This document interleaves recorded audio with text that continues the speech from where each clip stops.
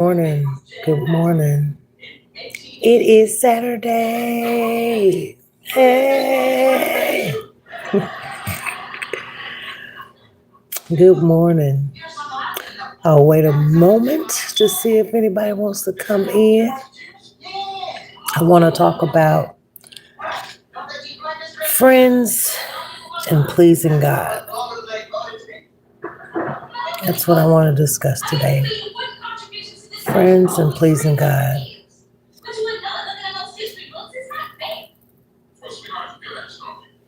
me turn this television down. Good morning. Good morning. How's everyone?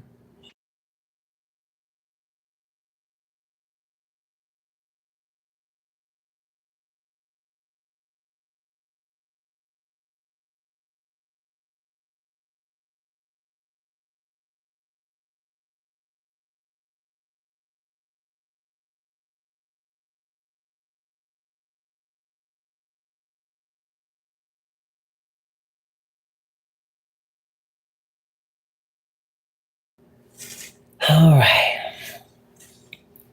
Now, I want to continue my journey with Matthew. And what I want is you to imagine that you're in Matthew's house. Remember a couple of days ago or last week, I spoke about reaching out, shining, and loving clarity. And I was speaking about us dining in diversity because at Matthew's house, there was diversity, right? Love and clarity with everything, shining and reaching out to all sorts of diversified groups, right? Per se. But just imagine you are in Matthew's house. The dinner table is set. Where will you sit? Which group are you in? Are you sitting with the disciples in Jesus' group? Or are you in the group of sinners and tax collectors? Like, which group? Are you outside as one of the judgmental Pharisees, or are you walking with God?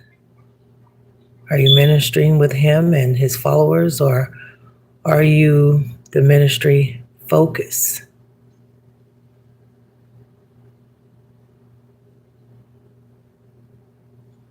And then ask yourself, which group is Jesus' inner circle? Which one? Which group is Jesus' inner circle?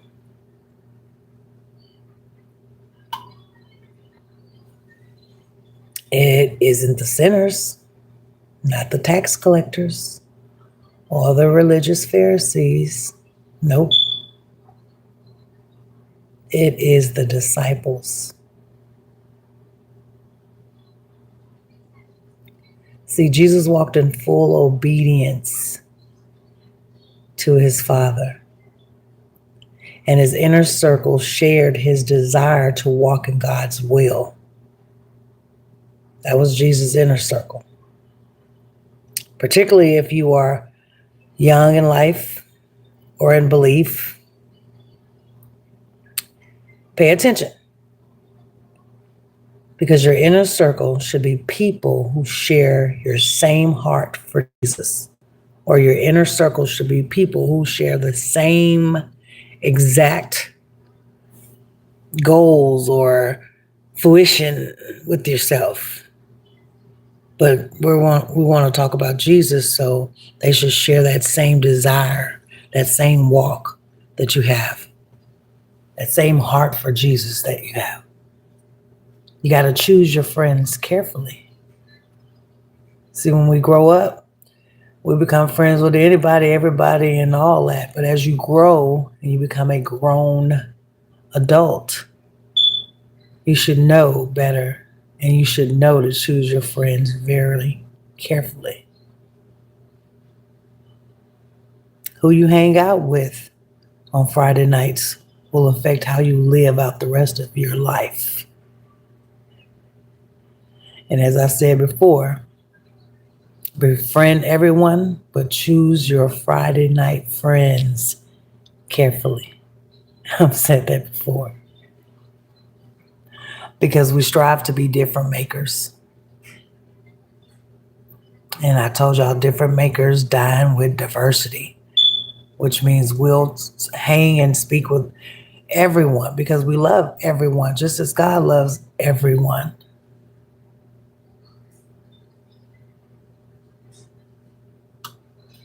But we got to be careful when we're picking our friends.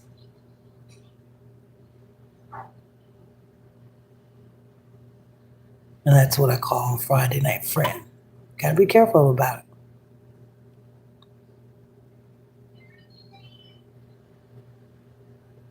But different makers, like I said, we dine with diversity, but speak with clarity. But we don't get mixed up.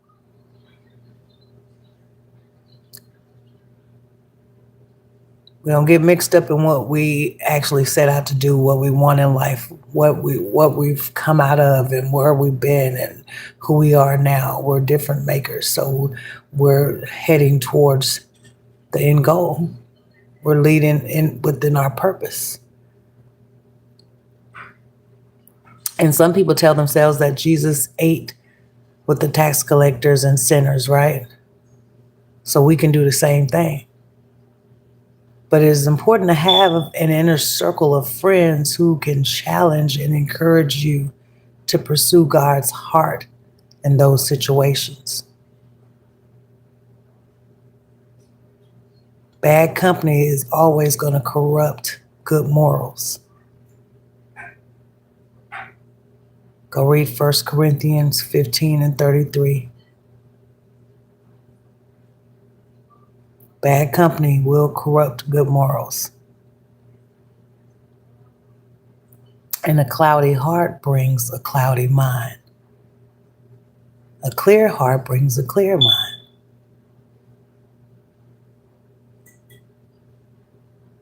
You got to look at who you hang with. Are your friends, do they enable you to minister to others?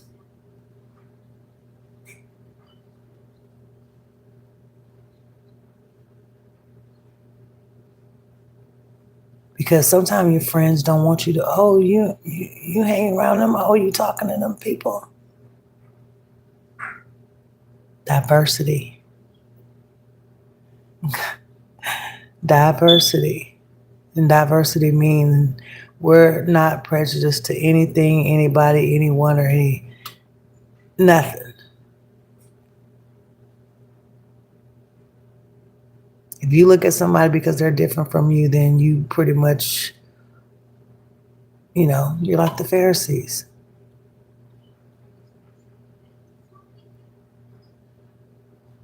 They can speak with clarity, but never dine in diversity because they are judgmental. And that's what's wrong with people these days. We're so judgmental.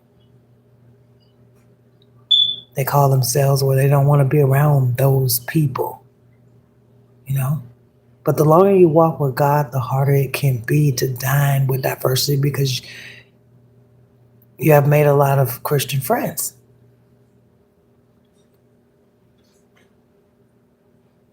And Christianity is pretty much when you put the two together. When you dine in diversity and also speak with clarity. So you ought to be able to eat lunch with everyone. Hang out with all people, but stay close to Jesus.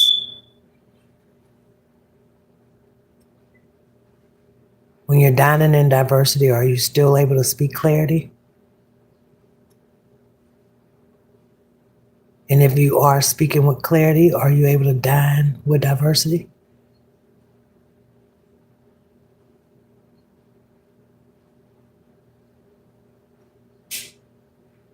Or let me put it like this. If you hanging with 1 and 3, Are they going to feel some type of way because two coming along? If you with 7 and 6, is 5 going to start tripping with you?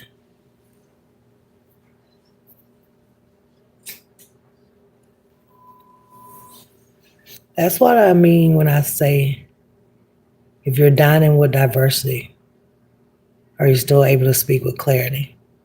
And if you're speaking with clarity, are you still dining with diversity? Because we're still walking around here as grown as we are, on the phone, gossiping, being messy, telling Sue and Jane you ain't hanging with Helen. But then you're over here with Charlotte and Mary, and you talking about Sue and Jane. But then when Helen come around, you over here, you can't be biased in anything. You have to speak with clarity. See if you stay on track.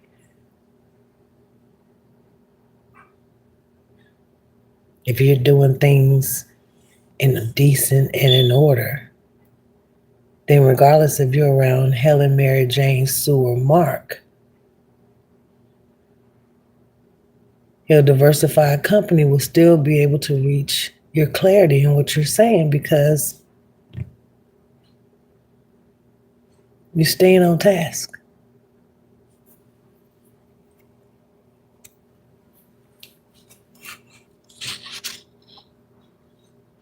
It's all about pleasing God. That's what it's about. Pleasing God. Being a difference maker. We care what God thinks. We care about more what God thinks than what people think. Because people is a trip.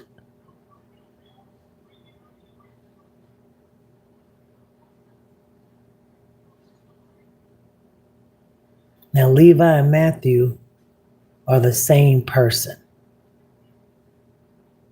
Matthew was his Greek name, and Levi was his Hebrew name. Okay? But the Pharisees who were watching Jesus thought he was doing wrong. They pulled the disciples aside to question them. Y'all know. Go to Mark 2, read verses 13 through 17. But the Pharisees, they were watching Jesus. They just knew he was up to something no good.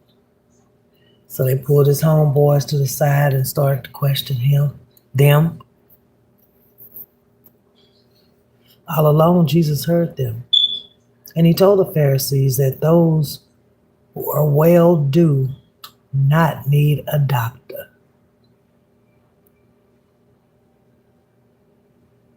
He was telling them if they ain't sick, they don't need a doctor. I'm going to the ones who are sick that needs a doctor. Meaning we're reaching the ones out there that don't know about Christ. We're not just hanging around the ones that do know about Christ because we all should be out there sharing the word of God with somebody other than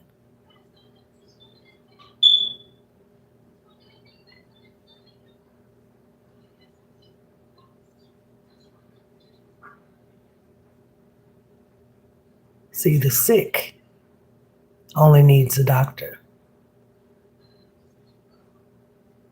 And Jesus didn't care for, what the Pharisees thought about him. He didn't. Or he didn't even care if they liked him. Him dining with tax collectors and sinners and whoever he was hanging with, he didn't care what they thought. We have to stop caring what people think, because what people think, and you have that in your hearts or your mind, you're going to carry that out throughout whatever purpose you're leading. You have to be strong in the Lord and know that he's guiding and leading you into the right directions. What everybody else says doesn't matter. It really doesn't matter.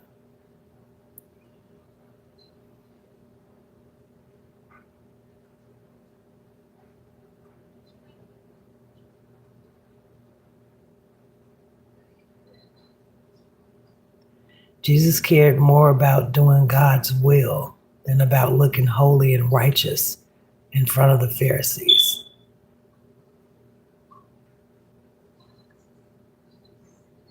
See, I personally know it can be hard to tell others that we don't care what they think.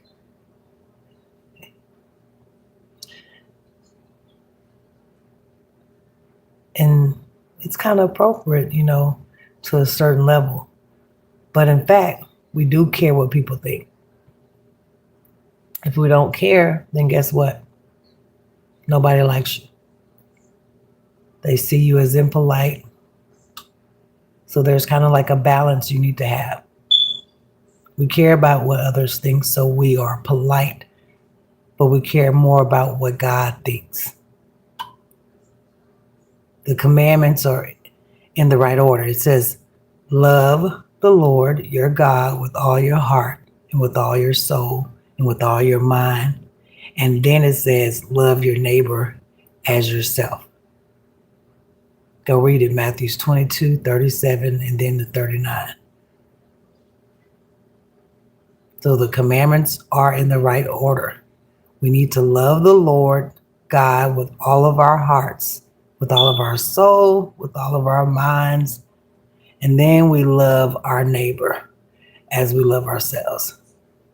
Don't get them reversed. Keep the mindset of a difference maker by caring what the Pharisees think. Caring more about what God thinks, and then caring enough to love and care for others. Now, does caring for sinners mean that we blow our witness? Does it mean that we start dealing drugs to try to reach drug dealers? No. Different makers care about what God thinks. They share his heart for sinners.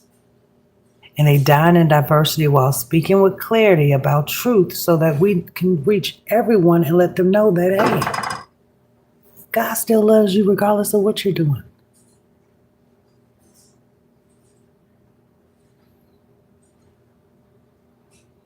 We have to remember what Jesus did. He reached out to a tax collector in such a way that Matthew became a disciple. Jesus was clear. He wasn't condemning and he wasn't condoning. Jesus was secure in his identity and his purpose. He knew and declared that he had come to seek and save the lost. He was like a doctor on an internal mission to help the spiritually sick. And I'm glad about it. I'm glad about it.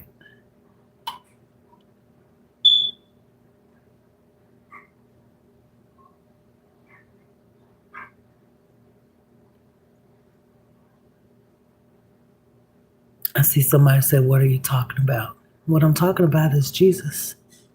What I'm talking about is how we need to spread the word. How when we get up in these different groups and cliques and stay transformed into that, how we need to be diversified in our thinking and what we socialize with and who we're spreading the word with. And then always have that clarity, meaning always be up front and forward, not afraid to speak. Let me give you an example. Once upon a time in my life, I was hanging around a certain group, did what they did, like what they liked. Saw certain things I was cool with, some I wasn't, but I never said nothing. I just rolled with the punches because, hey, this is who I'm hanging with. Life just miserable. A revolving circle just going around and around and around.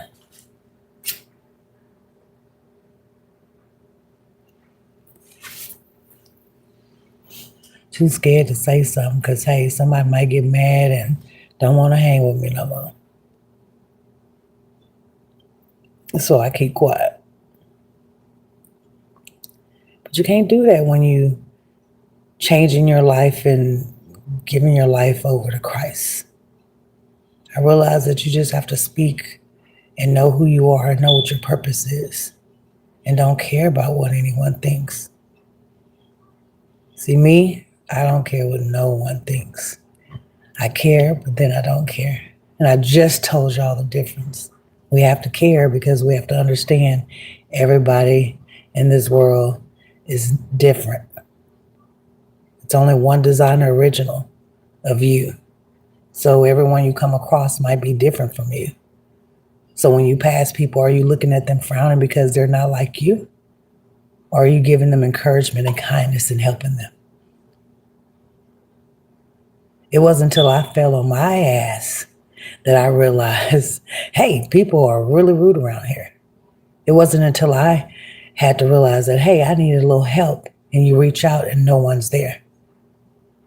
But when people needed help, you were always there. You know, when we go through different things, we have to look at those things.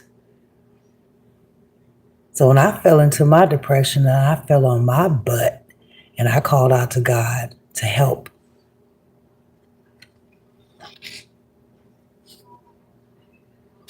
because that's what I did. I was asking God, help me. I'm making all these wrong choices. My life is miserable. It sucks.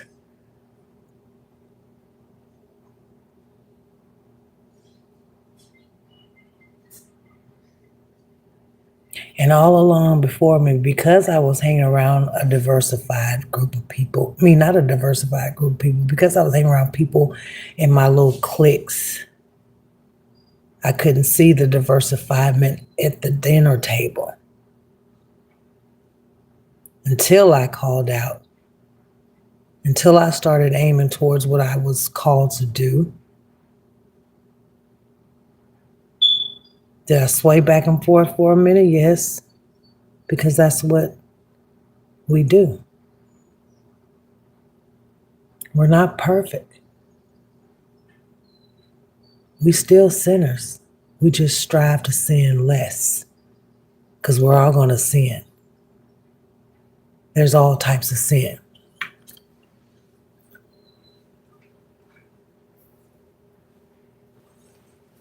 Hell, people get on my nerves. When you over here telling me I'm eating too much, but you over there drinking your life away. What's the difference?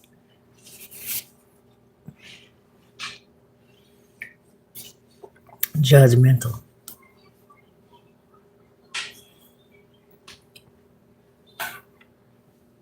But see, I used to be very judgmental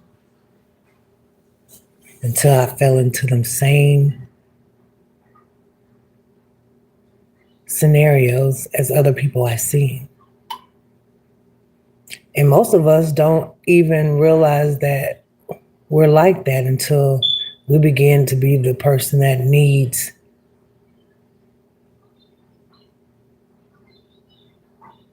and then we run around here, oh, I didn't help so and so, so and so, and so and so, but when I need something, da da da, we'd be upset, we'd be mad.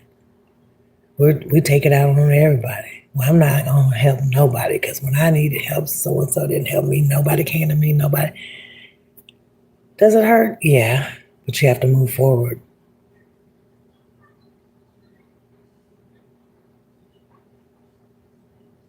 Because you're striving to be like him. To hold grudges would be, bad for your health anyway. One thing about it, when you go to God in prayer and you release it, let it go. Give it to him. Don't worry about it. Man, if I tell y'all, my name alone has been so chopped up at a season of my life till you would think I had, when I look back over it, I'd be like, man, that was enough just to go off. But you have to stay still. You have to let God work everything out.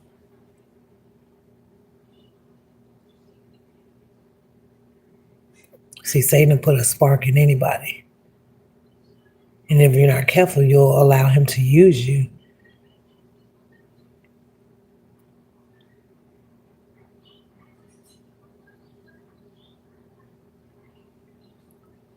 Always feel like the truth doesn't need a response. But a lie has many streets. The truth is just one way down the road. If they walk it, they can see it. But if you want to put a lie to it, you're going to have to turn all these different streets right in hopes that you get to the truth. But if you're walking in truth, then it's a straight shot. You don't have to worry about all that.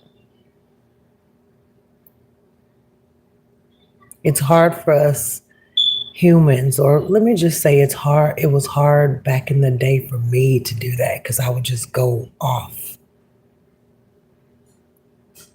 I had so much anger, so much resentment, and all this stuff just piled up. And I had to pile it up and pile it up and pile it up. So when I did release it, instantly, when I gave it to God, instantly, when I gave it to God, and God only, did I feel like a burden had been lifted. Tons of bricks off, just felt free. When we say that prayer, Lord, forgive me for my sins, known and unknown, my evil thoughts, my evil ways.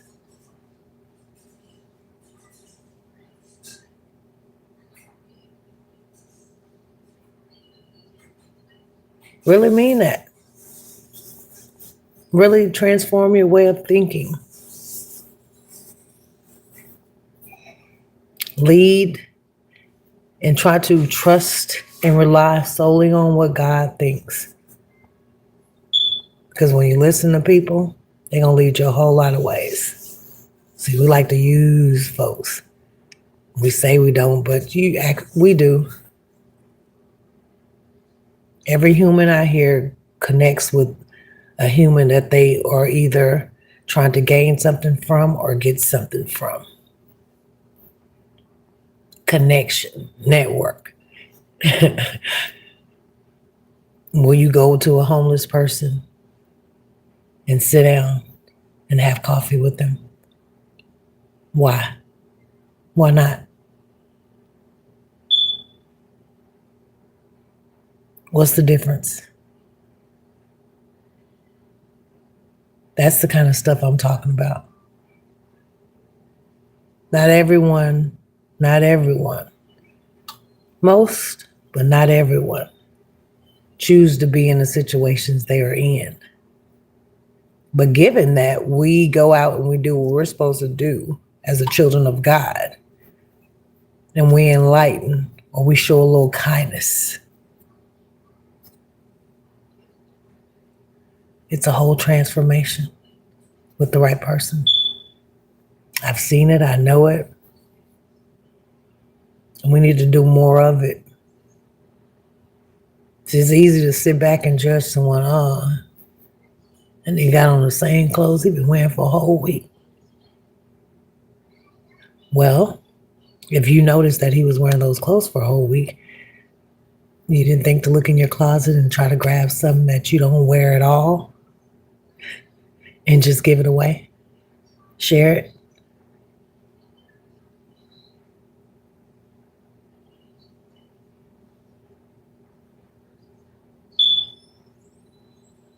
Just little bitty things. But all in all, I wanted to come on here and let you know it's the company you keep. We have to choose our friends wisely.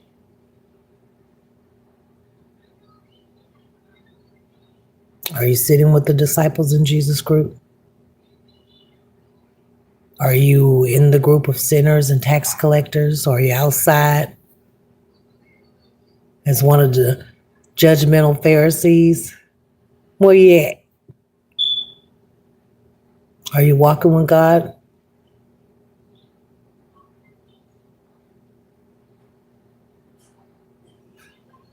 Or are you the ministry focus?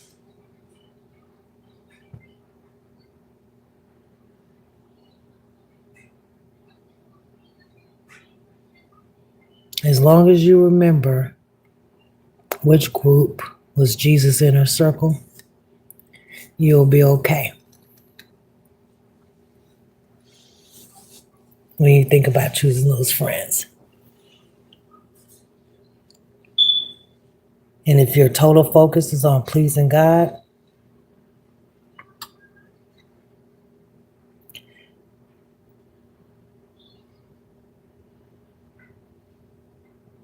then going up to someone homeless or someone unkept or unfound or just lost and don't know wouldn't be hard. It just would.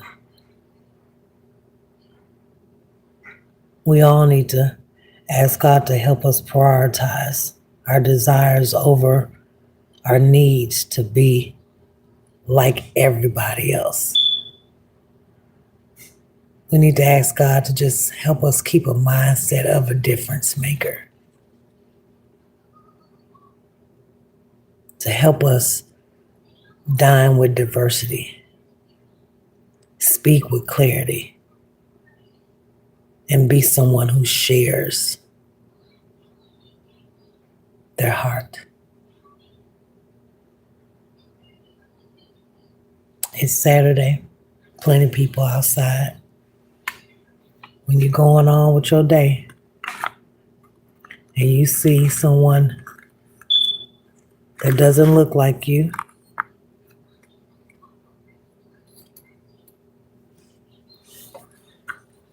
what you gonna do? When you see somebody disheveled today, it seems like they just need a hug. What you gonna do?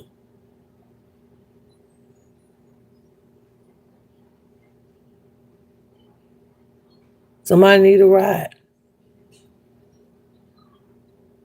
And gas prices done went up. What you gonna do?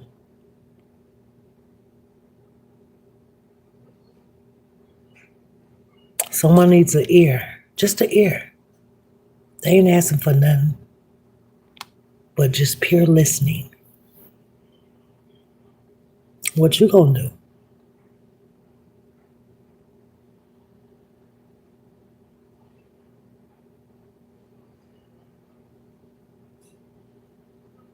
Y'all go out there and spread some love and kindness and remember who you're walking with. Y'all stay blessed.